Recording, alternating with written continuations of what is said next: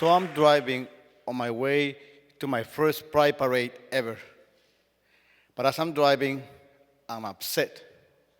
And I'm upset because I'm running very late.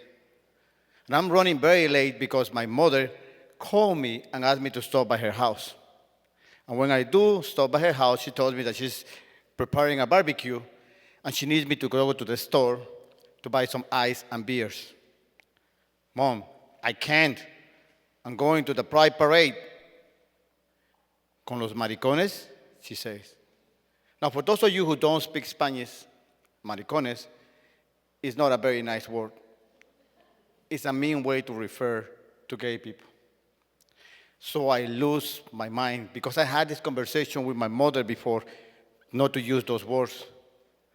You will never learn. I told you to stop using those hateful words. Don't you remember your sister?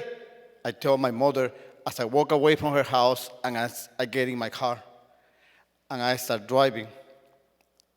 And as I'm driving, I'm thinking about my aunt, my mother's sister, who, when I was a little kid in Guatemala, she ran away from home. And as a way to make a living, she became a prostitute. And after many years, she came back into the house, and my mother received her into the house. But my mother wanted my aunt to meet somebody, marry somebody, so the neighbors wouldn't talk badly about my aunt. So a couple of months later, when my aunt brought her partner into the house to meet my mother, I thought my mother would be happy. But my mother will have none of it because my aunt's partner was another woman. It's either her or your family, my mother said to my aunt. My aunt stood by my mom's side. Her lover stood by the door. Her lover left. I was only 10 years old at the time, but I thought that my mother would be happy that my aunt had somebody with her. So I asked my mother, I thought that you'd be happy that my aunt found a partner and she was going to make a living with this person. Are you crazy?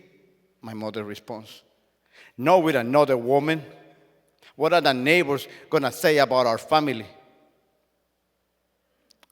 Two of my aunts had been prostitutes. One of my uncles was a thief. My father and his brothers were all drunks. The neighbors were already talking a lot of crap about our family. Later that day, after I came back from school, I saw my aunt throwing away some of the belongings that her lover had left behind. She was crying. My aunt, who later in life did marry a man who disrespected her, a man who drank a lot, a man who drunk one night cut my aunt's face with a machete. My aunt, who was never really happy. And as I'm driving to the pride parade, I'm thinking about my aunt, but I'm also thinking about my son. My 15-year-old son who, as a quinceañero, as a sweet 15th birthday present to himself, had decided to come out of the closet. But he came out swinging. He sent a massive text message, email, and Facebook message to family and friends. I am gay, he read. And when his friends read it, his friends say, girl, we know. And I also knew because he's my son. And I was feeling so proud for my son because he was so comfortable on his own skin, so proud of who he is. But I'm also really afraid because I know that there's a lot of people out there who are not going to love him just because he's gay, that are going to try to hurt him, that are never going to accept him just the way he is.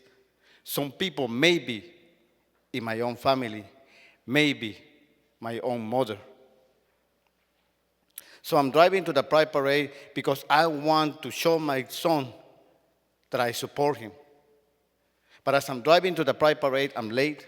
And I'm trying to find a parking space, and of course, I can't find a parking space, and I drive, and I drive, and I drive, and after a lot of time, I finally find a parking space, but I'm really far away. And by now, the pride parade is probably over. And I check my phone, and I see that I have a lot of text messages from my mother. Where are you? I got the beer and the ice. Come home. The barbecue is ready. Come get some tacos. Now, I'm really, really mad at my mother, but I'm also really hungry. And these are free tacos. Really good tacos. So I decide to drive back to my mother's house. But as soon as I get there, she confronts me. Listen, she tells me, I care about my sister. How come I wouldn't care about her? She was my sister. But back then in Guatemala, gay people were being persecuted, hurt. Some of them were getting killed. I didn't want anything bad to happen to her. And what about those hateful words that you still use? I asked my mother. I was raised that way. I'm trying to be better, she tells me. And what about my son? Do you know that he's gay? Of course I know. I'm on Facebook. And I know she's on Facebook because every time I post a picture, she's the first person that likes my pictures. And then, without saying any other word, she points to a corner of her jar. And there, I see a rainbow flag on the corner of the jar. And underneath the flag, there's a table. And my son and his friends are sitting there eating tacos. We're celebrating Pride Day. My mother, my son, and his friends all say at the same time when I sit with them at the table. Thank you.